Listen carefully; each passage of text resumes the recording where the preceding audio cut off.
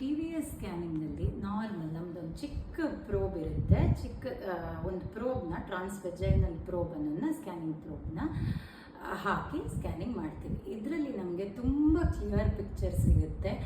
Especially first trimester pregnancy ಅಥವಾ ತಾಯಿಯ ಗರ್ಭಕೋಶ, ಅಂಡಾಂಶ, ಈ ಸ್ಕ್ಯಾನಿಂಗನ್ನು ನಾವು ಬೇರೆ ಪ್ರಾಬ್ಲಮ್, ಹೆಂಗಸರಿಗಿರುವ ಬೇರೆ ಬ್ಲೀಡಿಂಗ್ ಪ್ರಾಬ್ಲಮ್ ಅದಕ್ಕೂ ಮಾಡ್ತೀವಿ. ಇದು ತುಂಬ ಡೀಟೇಲ್ಡ್ ಕ್ಲಿಯರ್ ಇಮೇಜಸ್ ನಮಗೆ ಸಿಗುತ್ತೆ.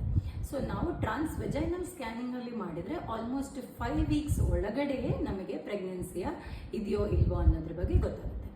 ಸೊ ನಮ್ಮ ಈ ಮಾಡುವ ಫಸ್ಟ್ ಟ್ರೈಮಿಸ್ಟರ್ ಸ್ಕ್ಯಾನ್, ಮೊದಲನೇ ತ್ರೈಮಾಸಿಕ ಸ್ಕ್ಯಾನ್ ಇದ್ದು ವೆರಿ ಮೇಜರ್ ಇಂಡಿಕೇಶನ್ ಏನಂದರೆ, ಫಸ್ಟ್ ಇಂಪಾರ್ಟೆಂಟ್ ಇಂಡಿಕೇಶನ್ ಏನಂದರೆ ಪ್ರೆಗ್ನೆನ್ಸಿ ಗರ್ಭಕೋಶದ ಒಳಗಡೆ ನಿಂತಿದೆಯೋ ಅಥವಾ ಗರ್ಭಕೋಶದ ಹೊರಗಡೆ, ಅಂದರೆ ಟ್ಯೂಬ್ ಅಥವಾ ಅಂಡಾಂಶ